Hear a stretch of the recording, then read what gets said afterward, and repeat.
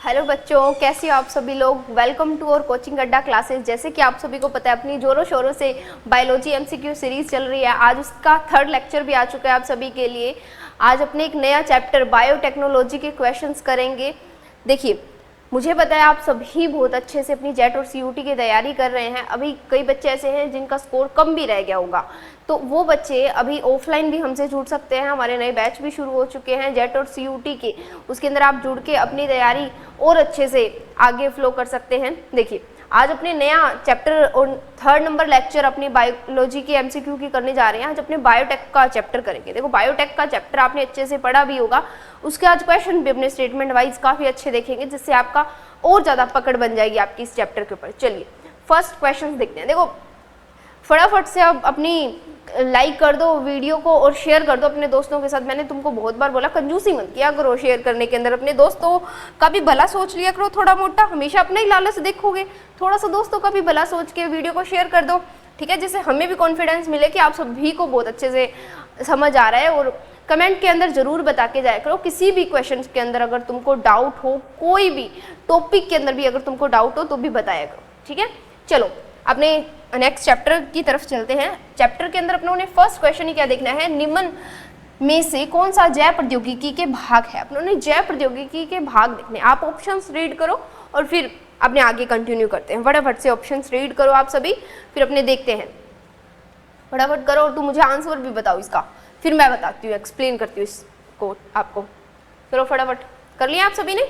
देखो, पॉज कर लिया करो वीडियो को और फिर साथ में अगर आपको अपना नोट्स की नोटबुक खोल के रखा करो, अपनी एनसीईआरटी खोल के रखा करो।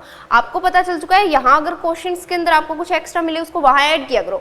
जैसे आप अपनी शॉर्ट नोट्स भी क्वेश्चंस को देख के बना सकते हैं कि ये टॉपिक इंपॉर्टेंट है, इससे क्वेश्चंस बनते हैं, ठीक है। फर्स्ट क्वेश्चन अपने देखते हैं। निम्नलिखित में से कौन सा जैव प्रौद्योगिकी के भाग पूछा जा रहे हैं आपसे बायोटेक्नोलॉजी के।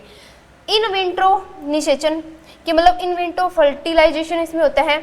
एक जीन का संश्लेषण और विकृत जीन का सुधार आप कर सकते हो। डीएनए टिक्कों को विकसित कर सकते हो। देखो, ये पूछा गया है कि जैव प्रौद्योगिकी के इन चारों में से कौन से भाग है, कि ऐसा कौन सा पार्ट है जो इन चारों को क्या फुलफिल करता है। क्या जैव प्रौद्योगिकी इन चारों को करती है? तो हाँ जी, आप जैव प्रौद्योगिकी के अंदर इन विट्रो का भी यूज कर सकते हैं। आप किसी जीन का संश्लेषण भी कर सकते हैं। अगर आपको कोई जीन चाहिए तो आप उसको बना भी सकते हो, बायोटेक्नोलॉजी का यूज कर सकते हैं। या फिर कोई डिफेक्टेड जीन है, अगर कोई डिफेक्टेड जीन है उसके अंदर भी आप क्या कर सकते हो, सुधार कर सकते हो बायोटेक्नोलॉजी से। या फिर डीएनए टिक्के का भी क्या कर सकते हो, आप निर्माण कर सकते हो। ये चारों के चारों पॉइंट्स क्या है, आपकी बायोटेक्नोलॉजी के भाग है।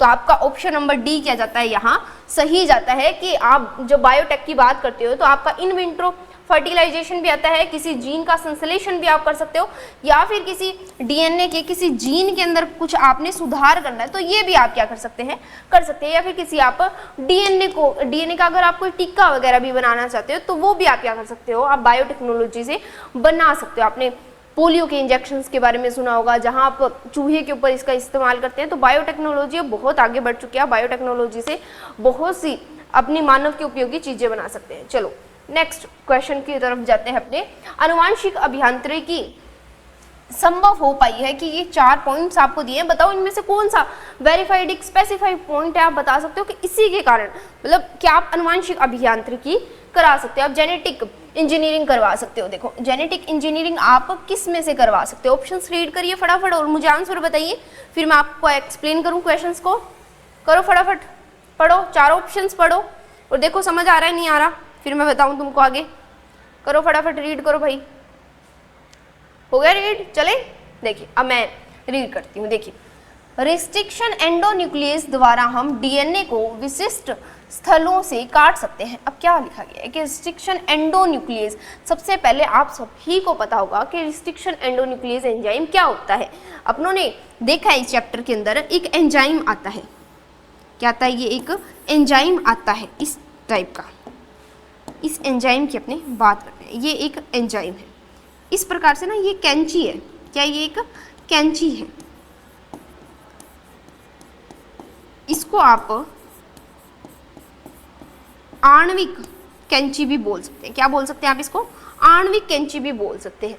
ये कैंची जो है, बोले तो रिस्ट्रिक्शन एंजाइम को आणविक कैंची आपने बोला है। इससे आप क्या कर सकते हो, डीएनए को कट कर सकते हो। क्या कर सकते हो? डीएनए को कट कर सकते हो। और कट भी कहाँ से करोगे? एक स्पेसिफाइड साइट होगा, एक स्पेसिफाइड पॉलीड्रोमिक साइट होगा, वहां से आप क्या करोगे? डीएनए को कट करोगे। क्या देखा कि रिस्ट्रिक्शन एंजाइम द्वारा हम डीएनए को कट कर सकते हैं। हाँ जी, हम क्या कर सकते हैं? इसको कट कर सकते हैं। ये तो हुआ एकदम सही।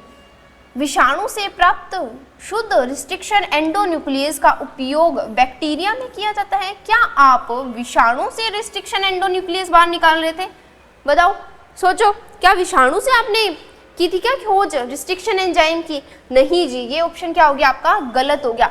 आपने रिस्ट्रिक्शन जो एंजाइम है, अपने इसकी बात करें, रिस्ट्रिक्शन एंजाइम की बात करें तो इसकी खोज किसमें की गई थी? बैक्टीरिया में। किसमें की थी आपने? बैक्टीरिया में की थी। अब आप जो रिस्ट्रिक्शन एंजाइम निकाल रहे थे ना, ये वायरस के, वायरस भी कौन सा? बैक्टीरियोफेज, बैक्टीरियोफेज कि आप क्या कर रहे थे? उसके अनुवांशिक पदार्थ को आप कट कर रहे थे, उसका जो जेनेटिक मटेरियल था उसको आप कट कर रहे थे। तो अब क्या समझे कि विषाणु से प्राप्त रिस्ट्रिक्शन एंजाइम नहीं जी, ये किससे प्राप्त होता है? बैक्टीरिया से प्राप्त होता है। और किसका डीएनए आप, किसका अनुवांशिक पदार्थ आप कट कर रहे थे?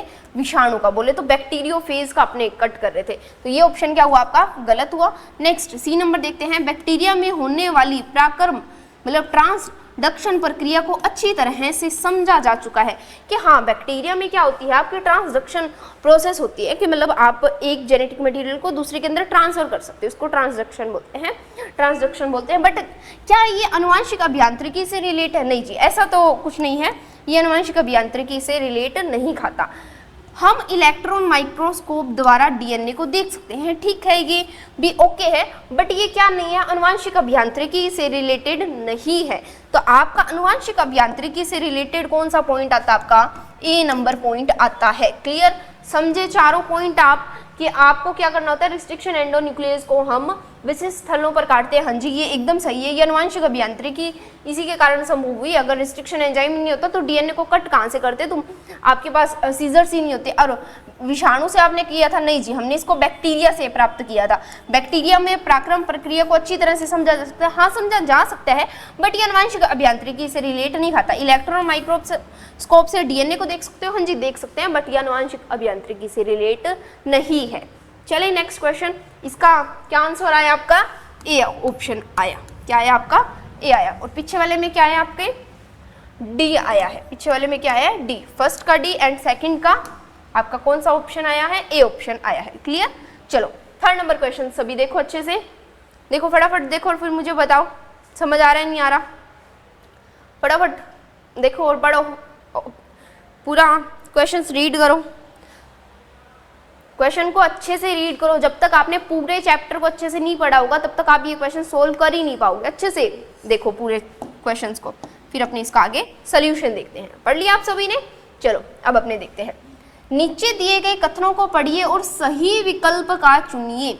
अब देखो, सबसे पहले आपको कभी भी अगर लॉन्ग क्वेश्चंस देखने को मिल जाए तो आप सही और गलत कहाँ रखे उस पर राउंड कर दो, फिर आपका क्वेश्चंस गलत करने के चांस कम हो जाते हैं, नेगेटिव मार्किंग से आप बच जाते हो। कई बार बच्चे क्या हो जाते हैं, सही की जगह गलत चूज कर लेते हैं, गलत की जगह सही चूज कर, तो जो आपसे पूछा है उसको राउंड कर दो कि आपसे क्या पूछा है, सही विकल्प पूछा, आपको सही बताना है। चलो फर्स्ट ऑप्शन अपने देखते हैं। पदार्थ अणुओं को उनके आकार व आवेश के आधार पर पृथक करने की तकनीक को जेल इलेक्ट्रोफोरेसिस कहते हैं, मतलब इलेक्ट्रोफोरेसिस कहते हैं। हाँ जी, क्या आपने कर रहे थे कि आप जेल इलेक्ट्रोफोरेसिस एक प्रोसेस होती है जिसके अंदर आप क्या करते हो, डीएनए को क्या करते हो, उसके आकार के आधार पर, उसके आवेश के आधार पर, मतलब उस पर चार्ज कितना है उस आधार पे क्या कर रहे थे आप, उसके डीएनए के टुकड़ों को अलग कर रहे थे। हाँ जी, ये क्या जाता है आपका सही ऑप्शन जाता है। इसके बाद नेक्स्ट देखते हैं प्लाज्मिड। प्लाज्मिड क्या होता है, देखो नेक्स्ट स्लाइड अगर मैं ऐड करूं इसके अंदर एक पेज होगा। हाँ जी हो चुका है। चलो देखो मैं तुमको समझाऊं।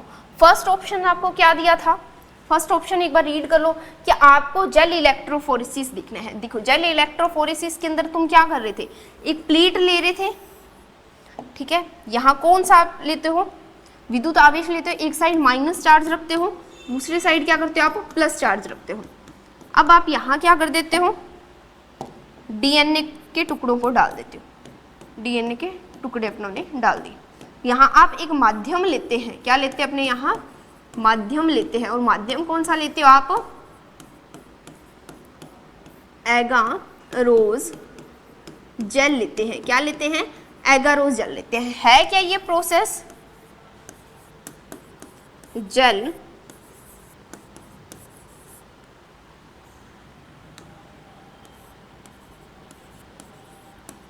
इलेक्ट्रोफोरेसिस। क्या है? जेल इलेक्ट्रोफोरेसिस है। देखो इसके अंदर अपने क्या कर रहे हैं, सबसे पहले आपको एक साइड माइनस रखना होता है, एक साइड प्लस, उसके बाद में आपने माध्यम लगाना होता है एगारोस जेल का। एगारोस जेल किसे समुद्री घास से अलग किया जाता है। अब यहाँ पे आपने माध्यम के बाद में आप यहाँ डीएनए डालते हो। जैसे ही आप डीएनए डालते हो तो डीएनए अपने चार्ज, अब आप सभी को पता है डीएनए पर कौन सा चार्ज होता है? डीएनए पर कौन सा चार्ज होता है? आवेश पूछे तो आवेश बताओ, क्वेश्चन आ सकता है। आवेश कौन सा होता है? नेगेटिव। कौन सा आवेश होता है? नेगेटिव। अब ये भागता कहाँ है? ये एनोड की तरफ भागता है। कहाँ भागता है? एनोड की तरफ भागता है। बोले तो प्लस चार्ज की तरफ ये भागता है। और भागेगा कैसे? देखो एक मोटा आदमी है, वो क्या करेगा? धीरे भागेगा। और छुटकू सा है, पतला सा है, वो क्या करेगा? जल्दी जल्दी भाग जाएगा। अब यहाँ जो छोटे आकार के होंगे वो क्या मिलेंगे आपको? आगे मिलेंगे। और जो मोटू मोटू होंगे वो क्या मिलेंगे? पीछे मिलेंगे। तो समझे जेल इलेक्ट्रोफोरेसिस में क्या किया आपने? आपने एक साइड माइनस चार्ज लिया, एक साइड प्लस लिया, डीएनए को डाला। अब डीएनए क्या करेंगे? भागेंगे। किसकी तरफ भागेंगे? प्लस चार्ज की तरफ भागेंगे। और मोटू क्या मिल जाएंगे आपको? पीछे, और छोटू क्या मिल जाएंगे आपको? आगे की तरफ। क्लियर? फर्स्ट समझ गए? पदार्थ के अणु को आकार और आवेश के आधार पर जेल इलेक्ट्रोफोरेसिस में करते हैं। पूरा ऑप्शन अच्छे से समझे। चलो दूसरा देखते हैं। प्लाज्मिड अतिरिक्त गुणसूत्रीय। अब प्लाज्मिड की बात कर रहे हैं, प्लाज्मिड की। अब प्लाज्मिड के बारे में अपने देखेंगे। प्लाज्मिड अतिरिक्त गुणसूत्रीय। अब क्या बोलते हैं कि कई बैक्टीरिया सेल ऐसी होती है उसके पास खुद का डीएनए तो होता ही है। क्या होता है? उसके पास खुद का डीएनए होता है। विजिबल है आपको यहाँ से अच्छे से? उसके पास क्या होता है? खुद का डीएनए होता है। बट चलो नेक्स्ट पे देख लेते हैं। ये एक बैक्टीरिया सेल है। क्या है? ये एक बैक्टीरिया सेल है। इस सेल के पास खुद का डीएनए है। क्या है? इसके पास खुद का डीएनए। बट क्या हुआ? यहाँ एक एक्स्ट्रा क्रोमोसोम आ गया, एक अतिरिक्त गुणसूत्रीय, जिसका नाम क्या है? प्लाज्मिड है जी। क्या नाम रखा है? प्लाज्मिड रखा है जी। यही प्लाज्मिड की बात कर रहे हैं जी। किसकी बात कर रहे हैं? इसी प्लाज्मिड की अपने बात कर रहे हैं। क्या बोला कि प्लाज्मिड क्या है? अतिरिक्त गुणसूत्रीय। हाँ जी, ये तो हम सही कर देते हैं। स्वतः गुणनशील है। अब देखो ये क्या कर सकता है? खुद की कॉपियां बना सकता है। क्या कर सकता है? खुद की कॉपियां बना सकता है। हाँ जी। क्या दूसरा पॉइंट इसके लिए सही हुआ? सही हुआ। सामान्य वर्ताकार। वर्ताकार बनाया नहीं बनाया? बताओ। सर्कुलर है। हाँ जी, ये भी क्या हो गया आपका? सही हो गया। द्विरज्जुकीय है। डबल स्टैंडर्ड है। हाँ जी है, डबल स्टैंडर्ड है। डीएनए अणु है। हाँ जी, ये क्या है? एक डीएनए अणु है। क्लियर? प्लाज्मिड क्या है? वर्ताकार है, स्वतः प्रतिकृति कर सकता है। हाँ जी। डबल स्टैंडर्ड डीएनए है। हाँ जी। अतिरिक्त गुणसूत्रीय है। हाँ जी, क्योंकि इसके पास खुद का डीएनए है, उसके अलावा एक आपको डीएनए और मिल रहा है जिसको प्लाज्मिड बोला जाता है। बट एक बात और सुनिए, अगर ये इस सेल के अंदर है तो भी ठीक है, नहीं होगा तो भी ठीक है, क्योंकि ये इसकी एक्टिविटी पर कोई प्रभाव नहीं डालता है। ठीक है? क्लियर? जो प्राकृतिक रूप से कई बैक्टीरिया व कोई ईस्ट में पाया जाता है। हाँ जी, ये भी ऑप्शन क्या हुआ आपका? सही हुआ। फर्स्ट ऑप्शन सही, सेकंड ऑप्शन भी क्या गया? सही गया। अब देखते हैं थर्ड के अंदर। Eco R first. Eco R first क्या है? में रोमन संख्या 1 यह दर्शाती है कि यह प्रथम एंजाइम है जिसे ई कोलाई RY30 से पृथक किया गया था। हाँ जी, कि अपने क्या बात कर रहे हैं? इको आर फर्स्ट क्या है? एक एंजाइम है जिसको इस बैक्टीरिया से क्या किया गया है? अलग किया गया है। फर्स्ट का मीनिंग क्या होता है? कौन से प्रभेद से अलग किया है? तो ये प्रथम एंजाइम है जिसको Eco R first E coli bacteria RY30 से क्या किया गया है? अलग किया गया है। ऑप्शन तीनों क्या हुए आपके? सही हुए। फर्स्ट भी सही, सेकंड भी सही और थर्ड भी सही। ऑप्शन देखिए, सही पूछा था आपसे। चलो बताओ कौन से ऑप्शन के अंदर है? पहला दूसरा नहीं जी, तीसरा चौथा नहीं जी, पहला दूसरा चौथा। इसके अंदर 4 ऑप्शंस तो है नहीं ना, तो यहाँ आप करिए पहला दूसरा रखिए। यहाँ कौन सा रखेंगे? पहला दूसरा रखते हैं। ठीक है, यहाँ पहला दूसरा रखिए, इसको कट कर दीजिए यहाँ से। ठीक है, और यहाँ इसको कट कर दीजिए। अब देखो ये भी यहाँ कट हो जाएगा, ठीक है। अब बताओ ऑप्शन कौन सा गया? ए ऑप्शन नहीं, बी ऑप्शन नहीं, क्या सी ऑप्शन नहीं, तो डी ऑप्शन क्या जाता है आपका? सही जाता है, क्योंकि पहला भी सही है, दूसरा भी सही है और तीसरा भी क्या जाता है अपना? सही जाता है। थर्ड नंबर क्वेश्चन अच्छे से समझे या नहीं समझे बताओ? समझ आया थर्ड नंबर ऑप्शन? चलो चौथे क्वेश्चन की तरफ जाते हैं। देखो कॉन्सेप्ट तभी क्लियर होंगे जब पूरा चैप्टर अच्छे से आपने पढ़ा होगा, और इसके बाद में अगर ये क्वेश्चन लगा लो तो क्या ही बात होगी आपकी, सारे कॉन्सेप्ट आपके क्लियर, जितने भी आपके क्वेश्चंस आने वाले हैं, जिस टाइप से बनने वाले हैं वो सारे क्लियर हो जाएंगे। चलो नेक्स्ट 4 नंबर क्वेश्चन देखते हैं। अब इसमें क्या है? रिस्ट्रिक्शन एंडोन्यूक्लियेज किनके मध्य बने बंधों को तोड़ते हैं? रिस्ट्रिक्शन एंडोन्यूक्लियेज बताओ, रिस्ट्रिक्शन एंडोन्यूक्लियस कौन से बंधों को तोड़ते हैं? किसके बीच में बंधे बनेंगे उसको तोड़ेंगे। सबसे पहला ही पॉइंट, ये क्या करते हैं? डीएनए को कट करते हैं जी। किसको कट करते हैं? डीएनए को। एक तो होता है एंडोन्यूक्लियस, दूसरा होता है एक्सोन्यूक्लियस। रिस्ट्रिक्शन एंजाइम भी 2 टाइप के होते हैं, एक तो होता है एक्सोन्यूक्लियस और एक होता है एंडोन्यूक्लियस। एक्सो तो क्या करता है? उसको सिरों से कट करता है, मतलब जो स्टैंड्स सिरे होंगे वहां से कट करेगा, और एंडो क्या करता है? बीच से कट करता है। कहां से कटता है? बीच से। बट बीच से भी कहां से कट करेगा? पॉलीड्रोमिक साइड से करेगा। 6 शार्क युग्मकों का एक पेयर बनेगा, वहां से कट करेगा। देखो अब ऑप्शंस रीड करिए।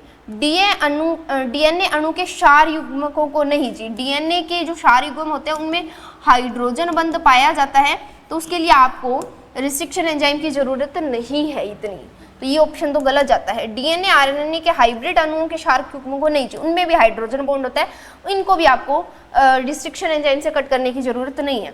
न्यूक्लिक अम्ल डीएनए आरएनए हुआ, डीएनए आरएनए है, ठीक है। अणु के शर्करा और फॉस्फेट घटकों को या डीएनए के एक्सोन इंट्रोन को, ये आपका सी नंबर ऑप्शन क्या जाता है? सही जाता है। अब एक क्या आया कि जो डीएनए है उसकी बैकबोन, डीएनए की बैकबोन मतलब रीढ़ की हड्डी किसको बोलते हैं? शर्करा व फॉस्फेट को बोलते हैं, शर्करा व फॉस्फेट को। यहीं से कौन कट लगाता है आपका? रिस्ट्रिक्शन एंडोन्यूक्लियस क्या लगाता है? कट लगाता है। कौन सा ऑप्शन सही गया? सी नंबर ऑप्शन आपका सही गया, क्योंकि यहाँ भी हाइड्रोजन बॉन्ड होता है तो रिस्ट्रिक्शन एंजाइम की जरूरत नहीं पड़ेगी। यहाँ भी हाइड्रोजन बॉन्ड होगा तो यहाँ भी जरूरत नहीं पड़ेगी। एक्सोन और इंट्रोन यहाँ बिल्कुल भी नहीं पड़ने वाली, क्योंकि ये तो काम ही नहीं आएंगे इसमें रिस्ट्रिक्शन एंजाइम से रिलेटेड। न्यूक्लिक अम्ल के शर्करा और फॉस्फेट घटकों को क्या करता है? ये कट करता है। तो सी नंबर ऑप्शन क्या गया अपना? सही गया 4 नंबर के अंदर। चलिए 5वां क्वेश्चन देखते हैं अपने। 5वां क्वेश्चन देखो, जेल इलेक्ट्रोफोरेसिस। अभी समझा के आई हो पिछले वाले क्वेश्चन के अंदर जेल इलेक्ट्रोफोरेसिस क्या था। ऑप्शन रीड करो और अपना आंसर फटाफट से मुझे दो। 5वें का ऑप्शन, 5वें का क्या आंसर आएगा बताओ? पढ़ो फटाफट और मुझे बताओ क्या आंसर आएगा 5वें का। अभी बताया जेल इलेक्ट्रोफोरेसिस क्या होता है, करो एक्सप्लेन करो, फटाफट करो, फटाफट एक्सप्लेन करो जेल इलेक्ट्रोफोरेसिस क्या होता है, फिर मैं आपको बताऊं। करो करो फटाफट। कर लिया होगा आप सभी ने। देखो वीडियो पॉज कर लिया करो और फिर इसका आंसर निकाला करो, फिर मैच किया करो कि आपने सही किया है या नहीं किया। चलो अब मैं बताती हूँ इसका आंसर क्या होगा। चुंबकीय क्षेत्र के प्रभाव में आवेशित अणुओं को पृथक करना। चुंबकीय क्षेत्र कब से लिया था? चुंबकीय क्षेत्र लिया था क्या तुमने, या विद्युत क्षेत्र लिया था? करो याद करो। चुंबकीय क्षेत्र लिया था? नहीं जी, हमने तो विद्युत क्षेत्र लिया था। ये तो पहले ही ऑप्शन गलत चला गया। विद्युत आवेगों द्वारा कोशिकाओं में उत्पन्न अस्थायी छिद्रों द्वारा डीएनए अणुओं को कोशिका में डालना। कैसा तुमने कुछ किया था क्या बताओ, कि विद्युत आवेश लगा के तुमने कोशिकाओं के अंदर अस्थायी छिद्र बना दिए थे, पोर्स बना दिए थे और वहां डीएनए को एंटर करवा रहे थे, ऐसा कर रहे थे? नहीं, ऐसा भी हमने जेल इलेक्ट्रोफोरेसिस में हमने तो ऐसा कुछ नहीं किया था। विद्युत क्षेत्र पहला पॉइंट, यहाँ विद्युत क्षेत्र, यहाँ चुंबकीय, यहाँ विद्युत, तो थोड़ा सा तो सही जाता है के प्रभाव में एगारोजेल, बताओ एगारोजेल लिया था नहीं लिया था? लिया था। में उपस्थित छिद्रों द्वारा, एगारोजेल जो होता है ना उसका छलनी के टाइप प्रभाव होता है, छलनी का प्रभाव होता है, में उपस्थित डीएनए खंडों को पृथक करने की तकनीक है। हाँ जी, ये क्या गया आपका? सी नंबर ऑप्शन क्या जाता है? यहाँ सही जाता है, क्योंकि जेल इलेक्ट्रोफोरेसिस के अंदर तुम क्या करके आए थे? चलो दिखा दो, देख लो इधर क्या किया था जेल इलेक्ट्रोफोरेसिस में। विद्युत आवेश आपने बनाया था, एक साइड माइनस बनाया था, एक साइड प्लस बनाया था। एगारोज माध्यम यहाँ डाला था तुमने। फिर इसके बाद में डीएनए के छोटे छोटे टुकड़े यहाँ डाले थे, वो भाग रहे थे, मोटा वाला पीछे रह गया, छोटा वाला क्या चला गया, आगे चला गया। डीएनए पे आवेश कौन सा होता है, नेगेटिव होता है। अब इसके बाद में आप यहाँ पे अभिरंजक भी डालते हैं। क्या डालते हैं यहाँ, इसको थोड़ा और एक्सप्लेन करें तो यहाँ अभिरंजक भी आपको डालना होता है, जिसका नाम है इथ्रीडियम ब्रोमाइड। इथ्रीडियम ब्रोमाइड, ब्रोमाइड डालते हैं। और इसके बाद में यहाँ आप लाइट भी डालते हैं, यूवी रेज डालते हैं यहाँ पे, ठीक है। इससे जो डीएनए का जो कलर आएगा ना, जो रंग आएगा, ये नारंगी रंग आएगा। ये सारे पॉइंट इंपॉर्टेंट है। कलर पूछ लेंगे आपसे, कौन सी लाइट यूज की है वो पूछ लेंगे, अभिरंजक कौन सा यूज किया है वो पूछ लेंगे। अब यहाँ के बाद में आप क्या करते हो, यहाँ पर इथ्रीडियम ब्रोमाइड अभिरंजित कर दे तो इससे आपको नारंगी रंग के दिखाई देते हैं, बट आपको नॉर्मल लाइट में नहीं दिखाई देंगे, आपको यहाँ यूवी रेज यूज करनी पड़ेगी। इसके बाद में आप डीएनए को यहाँ से काट कर अलग कर सकते हैं, जिसको शालन बोला जाता है। क्लियर, समझ गए यहाँ तक। ये थी आपकी जेल इलेक्ट्रोफोरेसिस। कौन से क्वेश्चन पे थे अपने, 1 मिनट पर, कौन से क्वेश्चंस पे थे अपने, 5 नंबर क्वेश्चन पे थे, सॉरी।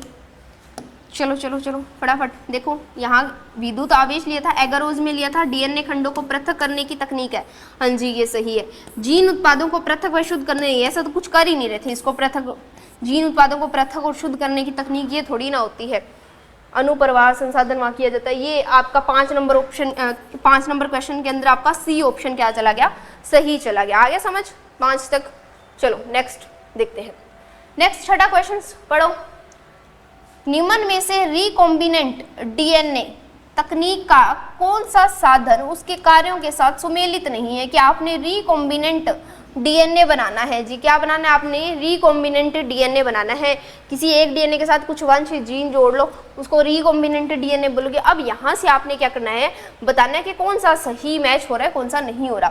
पहला ऑप्शन देखो, इको आर फर्स्ट, ये क्या है, रिस्ट्रिक्शन एंजाइम है। क्या ये रिस्ट्रिक्शन एंजाइम है, चिपकने वाले सिरे उत्पन्न करता है या नहीं करता है। देखो जैसे ही आप रिस्ट्रिक्शन एंजाइम को देखोगे, ये एंडोन्यूक्लियस है, ये जैसे ही काटता है ना तो चिपचिपे सिरे जो होते हैं यहाँ क्या होते हैं, चिपकने वाले स्टिकी नोट्स यहाँ बन जाते हैं। तो ये ऑप्शन आपका सही है, ठीक है। डीएनए लाइगेज डीएनए अणु को बहुगुणित करता है, नहीं नहीं ऐसा तो कुछ नहीं कर रहा था। देखो यहाँ आपने 2-3 एंजाइम पढ़ने हैं।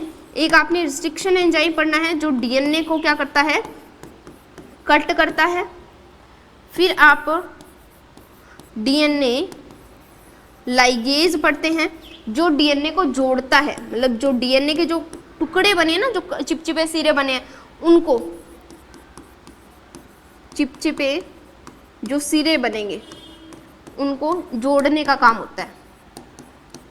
और फिर डीएनए पॉलीमरेज आप यूज करते हैं जो बहुगुणन का काम करता है, मतलब डीएनए की जो आपने कॉपियां बनाई है उसको आगे परिवर्तित करेगा। ये 3-4 एंजाइम आपने यहाँ पढ़ने। अब डीएनए लाइगेज का काम मैच करो, क्या ये डीएनए को चिपचिपे सिरों को जोड़ने का कर रहा है, यहाँ क्या डीएनए का बहुगुणन करना, नहीं ये तो डीएनए पॉलीमरेज का काम होता है। डीएनए पॉलीमरेज चेन अभिक्रिया में डीएनए खंडों का परिवर्तन करता है। हाँ जी देखो, पॉलीमरेज चेन रिएक्शन, इसकी बात करें पॉलीमरेज चेन रिएक्शन बोले तो पीसीआर की अगर बात करें, किसकी बात करें, पीसीआर की अगर बात करें, देखो पॉलीमरेज चेन रिएक्शंस के अंदर आप एक एंजाइम यहाँ यूज करते हैं जिसका नाम क्या है,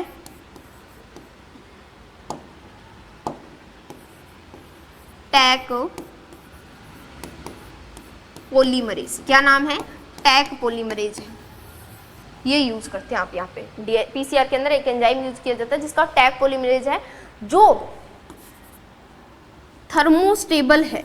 क्या है वो, थर्मोस्टेबल है।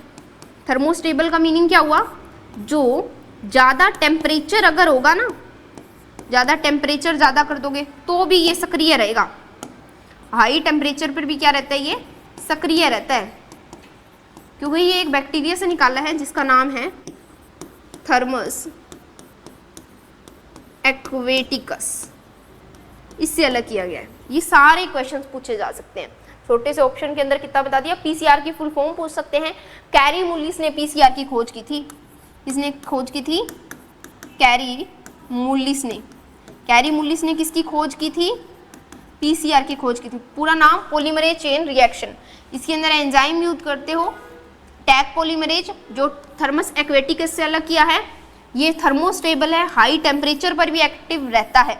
इसके 3 स्टेप होते हैं, वो आगे देखेंगे, आगे क्वेश्चंस आएंगे उसके अंदर देखेंगे 3 स्टेप कौन कौन से होते हैं।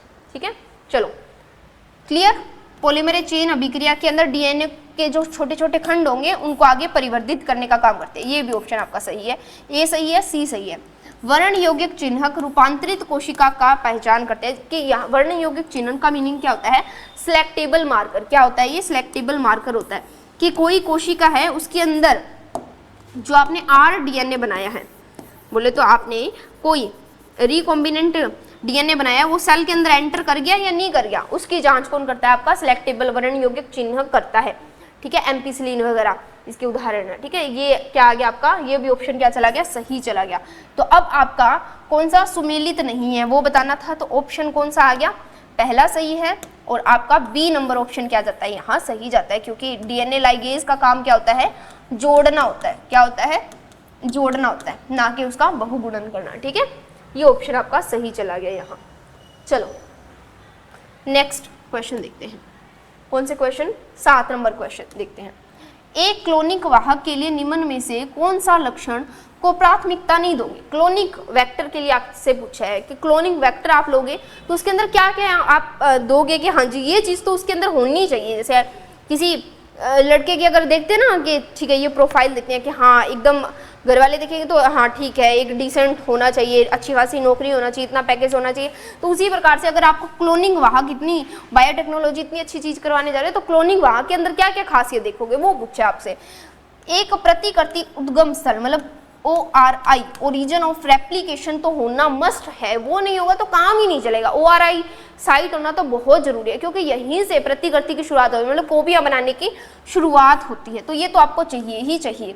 एक एंटीबायोटिक प्रतिरोधक मार्कर, मतलब क्या आपको मतलब जो आपने सिलेक्टेबल मार्कर पढ़ रहे हैं ना उसी को बोलते हैं कि सिलेक्टेबल मार्कर चाहिए। हाँ जी, उसको भी चाहिएगा, तभी तो वो पहचानेगा कि रूपांतरित कोशिका उसको रखो है रूपांतरित है उसको नष्ट करो, ये भी चाहिएगा। अनेक प्रतिबंधन स्थल के उसके अंदर जो आपकी रिस्ट्रिक्शन जो साइट है ये ज़्यादा हो तो चलेगा नहीं, अगर 1-2 होगी तो उसके अंदर आपकी कॉम्प्लेक्सिटी जो है वो कम हो जाएगी, तो यहाँ ये आपको प्राथमिकता नहीं देनी चाहिए। और उच्च प्रतिकृति मतलब हाँ उसके अंदर कॉपी जो बनाएगा, जो वो कॉपी बनाएगा ये तो ज़्यादा बनानी ही चाहिए, तभी आप क्लोनिंग वाहक का चयन करोगे। तो यहाँ आपका ऑप्शन कौन सा सही जाता है? सी नंबर ऑप्शन आपका सही जाता है। क्या हम इसको प्राथमिकता नहीं दे सकते कि अनेक प्रतिबंध जो रिस्ट्रिक्शन साइट्स है वो 1-2 भी होगी तो भी चलेगी, हमको ज़्यादा की जरूरत नहीं है, ज़्यादा होगी तो उतनी ज़्यादा जटिलता आएगी, अगर 1-2 होगी तो ही इनफ है। और यहाँ ORI होना बहुत जरूरी है, सिलेक्टेबल मार्कर होना भी बहुत जरूरी है, और उच्च प्रतिकृति संख्या मतलब कॉपीज तो उसको हाई बनानी ही चाहिए। तो आपका कौन सा ऑप्शन को आप प्राथमिकता नहीं दे सकते? सी नंबर ऑप्शन को आप प्राथमिकता नहीं दे सकते। चलिए नेक्स्ट क्वेश्चन की तरफ मूव करते हैं। नेक्स्ट क्वेश्चन देखते हैं अपने 8 नंबर ऑप्शन पढ़ो, फटाफट से पढ़ लो भाई, क्या क्वेश्चन है फटाफट रीड करो। मैं इतने पानी पी लेती हूँ, फटाफट रीड कर लो, फिर मुझे आंसर बताओ इसका क्या आएगा। करो फटाफट रीड करो आप सभी।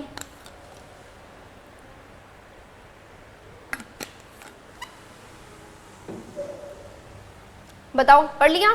चलो देखती हूँ सही जाता है क्या आपका आंसर। डीएनए कोशिका झिल्ली को पार नहीं कर सकता क्योंकि अब पूछा है कि डीएनए जो है ये सेल मेम्ब्रेन को मतलब ये एक सेल है उसकी ये क्या है? सेल मेम्ब्रेन है। ठीक है, मतलब हिंदी में अगर बोलूँ तो मैं ये उसकी कोशिका झिल्ली है। क्या उसकी कोशिका झिल्ली है। इस कोशिका झिल्ली से आपने डीएनए को एंटर करवाना है, तो क्यों एंटर नहीं कर पा रहा है उसके रीजन बताने कि ये सीधा एंटर क्यों नहीं कर पा रहा है। झिल्ली को पार करने के लिए इसका आकार बहुत बड़ा है। हाँ ये हो सकता है, पहले आगे के ऑप्शन की तरफ जाएं। ठीक है, हो भी सकता है नहीं भी हो सकता है। हाँ ठीक है, बड़ा आकार तो होगा ही होगा। यह एक जल स्नेही अणु है। हाँ ये एकदम करेक्ट जाता हुआ दिख रहा है, क्योंकि ये क्या है एक डीएनए क्या है? जल स्नेही। देखो जल स्नेही और हाइड्रोफिलिक हाइड्रोफोबिक तुमको बताऊं तो मैं हाइड्रोफिलिक एंड हाइड्रोफोबिक का समझते हैं। देखो, अगर कहीं भी फिलिक वर्ड आ जाए, क्या आ जाए? फिलिक। फिलिक का मीनिंग होता है लव। क्या होता है? लव। फोबिक, फोबिया कहते हैं ना, किसी चीज से फोबिया, मुझे इससे डर बड़ा लगता है, तो यहाँ डर है, मतलब हेट है किसी। हाइड्रो का मीनिंग क्या है बता दो? वाटर है जी। हाइड्रो का मीनिंग क्या है? वाटर। कि ऐसे अणु जो जल से प्यार कर जाए वो हाइड्रोफिलिक होंगे, ऐसे अणु जो जल से हेट कर जाए वो हाइड्रोफोबिक होंगे। क्लियर? कि हाइड्रोफिलिक कौन होता है? जो जल से प्यार करे, जो जल से क्या करेगा? प्यार करेगा, जिसमें घुल जाएगा। और हाइड्रोफोबिक क्या होगा? जो जल से हेट करेगा, दूर रहेगा। ठीक है, चलो देखो, यहाँ क्या था? यह एक जल स्नेही अणु है। और आपकी प्लाज्मा मेम्ब्रेन क्या होती है? प्लाज्मा मेम्ब्रेन क्या होती है आपकी? हाइड्रोफोबिक होती है। मेनली हाइड्रोफोबिक नहीं बोलेंगे इसको, क्योंकि ये हाइड्रोफोबिक भी होते हैं, हाइड्रोफिलिक भी होते हैं। मेनली मैं इसके लिए बोलना चाहूंगी कि लिपिड की बनी हुई है। लिपिड है तो मतलब जल के लिए तो अच्छा नहीं होगा। लिपिड जल वाली चीज को, जो जल में घुल जाए उसको तो जाने ही नहीं देगा। झिल्ली में इसके परिवहन के लिए विशिष्ट प्रोटीन अणु नहीं पाए जाते। नहीं, ऐसा कुछ नहीं होता है, उपरोक्त में से कोई नहीं। ये भी कट गया आपका। अब इन दो ऑप्शंस के लिए आपको देखना है कि कौन सा ज्यादा मैटर करता है। कि अणु वगैरह ये तो फिर भी चल जाएगा, एंटर करवा दोगे आप थोड़ा बल लगा के, बट जल स्नेही अणु है इसलिए ये एंटर नहीं कर पाता है। तो बी नंबर ऑप्शन क्या जाता है आपका? सही जाता है। चलिए नेक्स्ट क्वेश्चन अपने देखते हैं, नेक्स्ट क्वेश्चन की तरफ चलते हैं। अब अपने 9 नंबर क्वेश्चन देखते हैं। सक्षम शब्द से आशय क्या है? आपसे सक्षम शब्द के बारे में पूछा गया कि उससे आप क्या रिलेट करते हैं। देखो, कोशिकाओं के मध्य प्रतियोगिता, मतलब अगर आपने कंपटीशन बनाना है दो कोशिकाओं के बीच, कौन पहले डीएनए को एंटर करने देगी, कौन एंटर करने देगी, तो ऐसा तो कुछ नहीं करते हैं। यहाँ कंपटीशन तो नहीं बढ़ाना है। कोशिका में डीएनए के लिए अपारगम्य, कि डीएनए के कोशिका को तुम अपारगम्य बना दो, एंटर ही ना, फिर तुम कर किस लिए रही हो? तुम उसको अपारगम्य बना रहे हो, तो ये भी ऑप्शन एकदम गलत। बैक्टीरिया कोशिका में डीएनए के प्रवेश की दक्षता को कोशिका भित्ति में छिद्र उत्पन्न करके बढ़ाना। हाँ जी, ये ऑप्शन आपका क्या जाता है? सही जाता है। बट रुको, अभी एक ऑप्शन बाकी है, उसको भी अच्छे से पढ़ो। ऐसे नहीं फ्लो के अंदर पढ़ के ऑप्शन टिक कर दोगे, पहले सारे ऑप्शन रीड करो। अब देखो, द्विसंयोजी धनायन को कोशिका में, हाँ ये हो सकता है, बट अगर अब इन दोनों में से भी अगर आपको कंपैरिजन करना हो, क्योंकि ये तो पूरी प्रक्रिया नहीं हुई ना कि सीधा आप द्विसंयोजी धनायन का यूज करके आप एंटर करें। इसका तो आगे भी स्टेप होते हैं। आपको उसको 42 डिग्री सेल्सियस पे रखना होता है, बर्फ के अंदर रखना होता है, फिर जाके वो पूरी तकनीक होती है, तो अपने बोल सकते थे। तो यहाँ सी नंबर ऑप्शन आपका सही जाएगा कि बैक्टीरिया कोशिका में डीएनए के प्रवेश की दक्षता को कोशिका भित्ति में छिद्र उत्पन्न करके आप बढ़ा सकते हैं। कि अगर आपने वहाँ क्षमता बढ़ानी तो वहाँ उसके अंदर कोशिका भित्ति के अंदर आप छिद्र उत्पन्न करिए, फिर आप उसको एंटर करवा सकते हैं। तो आपका सी नंबर ऑप्शन यहाँ सही जाता है।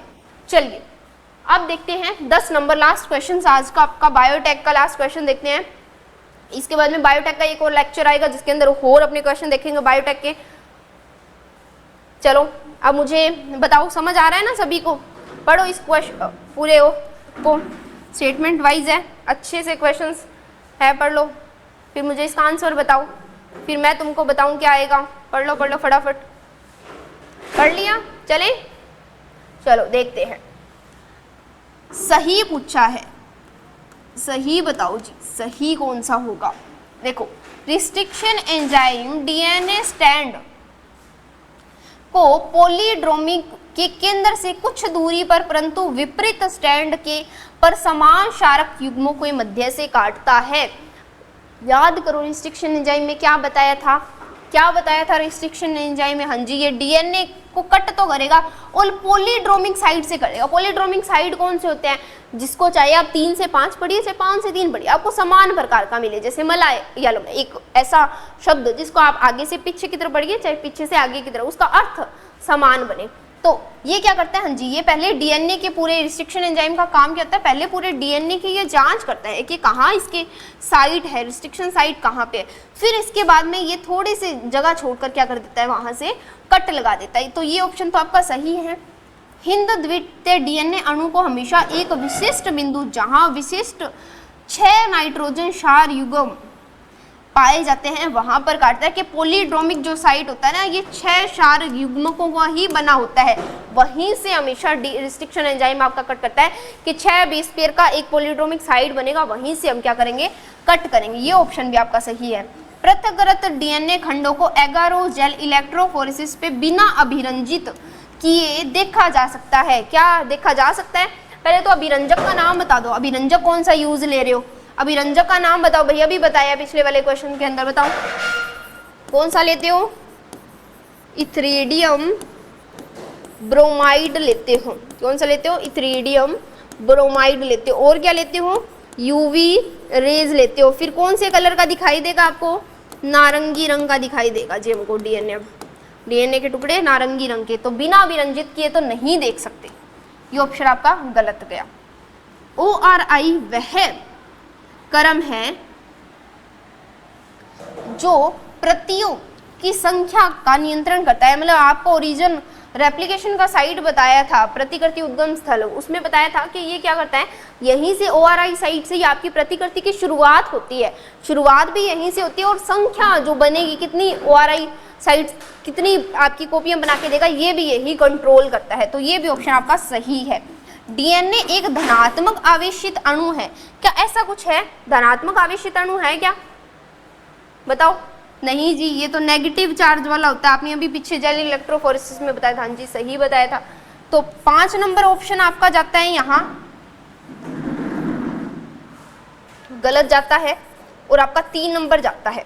ये 2 ऑप्शन आपके गलत है। पहला सही है, दूसरा सही है, और चौथा सही है। ऑप्शन देखो, ऑप्शन देखो कौन सा आ रहा है। पहला नहीं, ये तो गलत चला गया।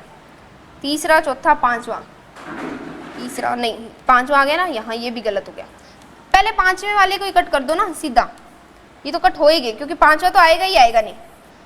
पहला, दूसरा, तीसरा, चौथा, ये ऑप्शन, रुको, इसके अंदर ऑप्शन के अंदर गड़बड़ है, अभी करेक्ट करते हैं, रुको। पहला, दूसरा, इसके बाद में चौथा। बी नंबर ऑप्शन यहाँ लिखते हैं, पहला,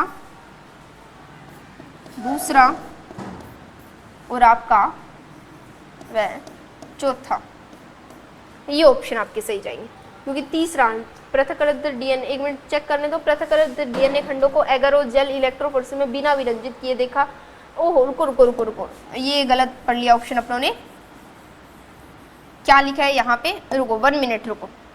पृथक्कृत डीएनए खंडों को एगारोजेल इलेक्ट्रोफोरेसिस में बिना विरंजित किए नहीं देखा जा सकता। मैंने इसको गलत पढ़ लिया, नहीं देखा जा, हाँ जी नहीं देखा जाता, क्योंकि आपने पहले वो अभिरंजक डालना होगा, उसके बाद में आपको नारंगी रंग का दिखाई देगा, उससे पहले नहीं दिखाई। ये भी आपका सही है। तो ओनली आपका डी नंबर ऑप्शन यहाँ गलत जाता है आपका, सॉरी 5 नंबर वाला जो ऑप्शन है वो क्या जाता है आपका, गलत जाता है। तो देखो 5वां वाला काट दो पहले, ये तो पहले ही कट गया, पहला भी नहीं आएगा, ए भी नहीं आएगा, सी भी नहीं आएगा, डी भी नहीं आएगा।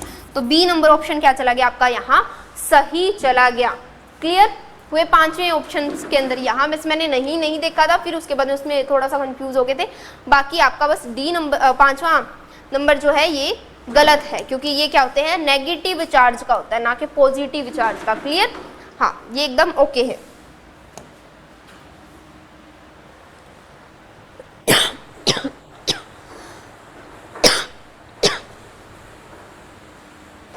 क्लियर हो गया? चलो तब तक के लिए आप सभी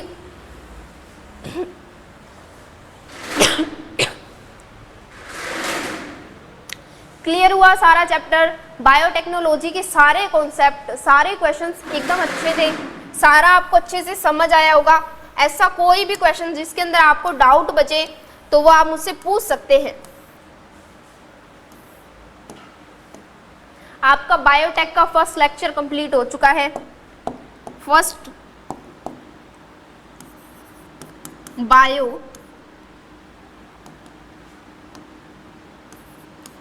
बायोटेक्नोलॉजी का अपनों ने फर्स्ट MCQ वाले 10 क्वेश्चंस कर लिए हैं। अब 10 क्वेश्चंस इसके बाद और होंगे। फिर भी अगर आपको समझ ना आए तो आप मुझे बताना, मैं और अच्छे क्वेश्चंस आपको प्रोवाइड कराऊंगी, जिससे आपको और हेल्प मिलेगी। देखो अच्छा स्कोरिंग आपका ये चैप्टर है, आपके उसके अंदर जेट में भी आएगा और आप CUT के अंदर भी आएगा। अच्छे से आप इस चैप्टर को तैयार करिए, और कोई भी डाउट किसी भी क्वेश्चन के अंदर बचता है तो आप मुझे कमेंट सेक्शन के अंदर बता सकते हैं, आपके सारे डाउट क्लियर किए जाएंगे। या फिर आप आपको कोई और इंक्वायरी भी हो कि आपने बैच के अंदर ज्वाइन करना हो, चाहे ऑफलाइन हो चाहे ऑनलाइन हो, तो भी आप नीचे हेल्पलाइन नंबर के अंदर कॉल करके कोई भी डाउट क्लियर कर सकते हैं। तब तक के लिए मिलते हैं, ठीक है। नेक्स्ट लेक्चर के अंदर मिलते हैं, आपके बायोटेक के 4th मतलब MCQ सीरीज का 4th लेक्चर के अंदर अपने मिलते हैं।